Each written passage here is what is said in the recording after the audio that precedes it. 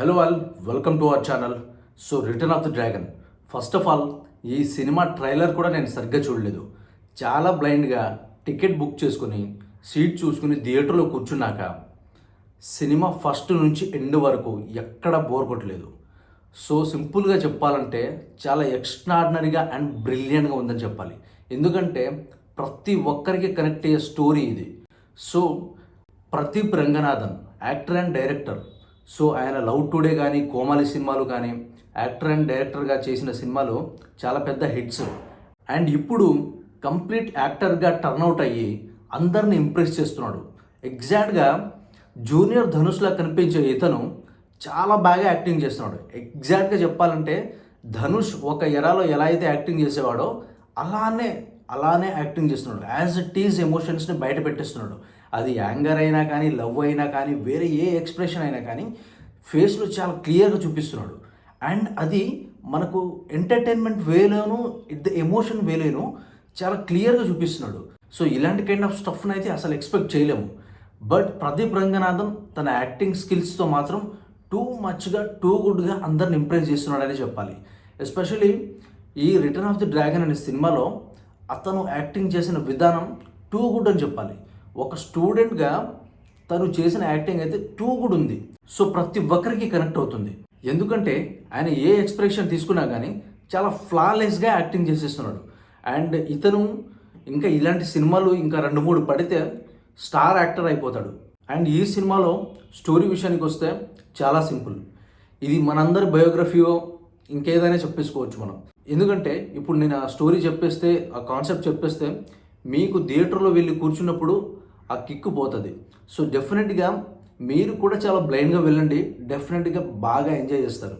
So మనందరికీ అంటే ప్రతి ఒక్కరికి కనెక్ట్ అవుతుంది. సో ఎలాంటి కైండ్ ఆఫ్ స్టోరీ ఇది అనేది ప్రతి ఒక్కరికి కనెక్ట్ అయ్యే స్టోరీ. సో నేను ఎక్స్ట్రాడినరీగా ఎందుకు చెప్తున్నాను, మైండ్ బ్లోయింగ్ అని ఎందుకు చెప్తున్నాను అనేది మీరు సినిమా చూసాక మీకు కూడా అర్థమవుతుంది. డెఫినెట్లీ ఈ మధ్య కాలంలో ఇలాంటి సినిమాలు చాలా తక్కువగా వస్తున్నాయి. సో దాంట్లో ఈ డ్రాగన్ ఒకటి.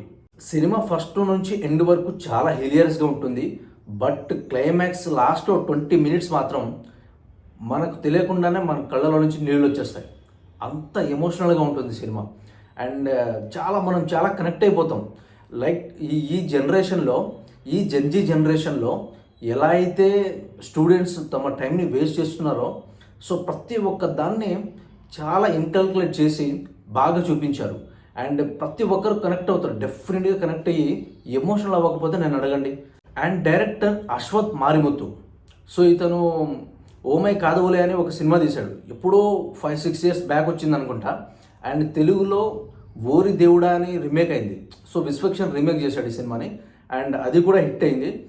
సో అతను అన్ని సంవత్సరాలు గ్యాప్ తీసుకుని ఎందుకు ఈ సినిమాతో వచ్చాడని చూస్తే, సో సినిమాలో ప్రతి పార్ట్ని చాలా పద్ధతిగా ప్లాన్ చేసుకున్నాడు. సో ప్రతి సీన్ని, ప్రతి షాట్ని కానీ చాలా పద్ధతిగా ప్లాన్ చేసుకున్నాడు. సో అందుకే మేబీ ఇంకో బ్లాక్ బస్టర్ డెలివర్ చేశాడు అనుకోవచ్చు.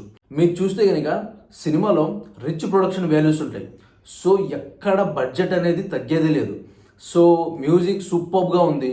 And cinematography too good, editing so nice అనమాట.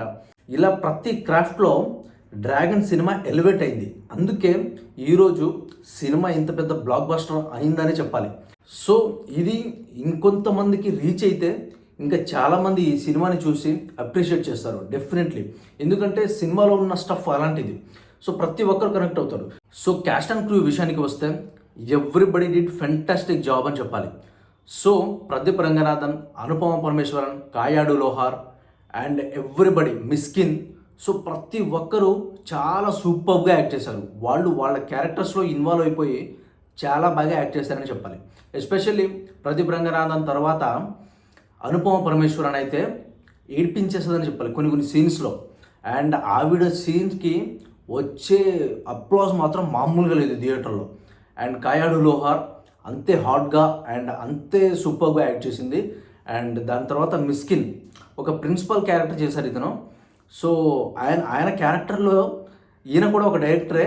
సో ఆయన క్యారెక్టర్లో లీనమైపోయి ఆ క్యారెక్టర్ని ఇన్కల్కులేట్ చేసేసుకొని చేసే విధానం టూ గుడ్ ఉంటుంది అండ్ బ్రిలియంట్ అని చెప్పాలి. సో ఈ సినిమాలో డైరెక్టర్ కమ్ యాక్టర్స్ చాలామంది యాక్ట్ చేశారు. ఎగ్జాంపుల్ ప్రదీప్ రంగనాథన్ కానీ, కేఎస్ రవికుమార్ కానీ, గౌతమ్ వాసుదేవ్ మేనన్ కానీ, అండ్ మిస్కిన్ కానీ, అండ్ ఎస్పెషల్ ఈ సినిమా డైరెక్టర్ అశ్వత్ మారిముత్తు కూడా ఒక మంచి క్యారెక్టర్నే, ఒక కీ రోల్ క్యారెక్టర్నే ప్లే చేశాడని చెప్పాలి. సో ఇలా ప్రతి ఒక్కరూ తమ తమ యాక్టింగ్స్తో సినిమాని నెక్స్ట్ లెవెల్కి తీసుకెళ్లారు. ఎంటర్టైన్మెంట్ ఇస్తూనే ఒక ఎమోషనల్కి కనెక్ట్ చేస్తున్నారు అనమాట. సో చాలా టూ గుడ్గా ఉంది అండ్ హిలేరియస్గా కూడా ఉంది and at the same time too much of emotional కూడా ఉంది. సో మనం ప్రతి ఒక్కరం డెఫినెట్గా కనెక్ట్ అవుతాం. మీరు కానీ కనెక్ట్ అవ్వకపోతే మీకు ఇలాంటి కైండ్ ఆఫ్ థింగ్స్ మీ అసలు లైఫ్లో జరగలేదు అని చెప్పాలి. సో ప్రతి ఒక్కరూ మనం స్కూల్కి వెళ్తాం, కాలేజ్కి వెళ్తాం, ఎగ్జామ్స్ రాస్తాం.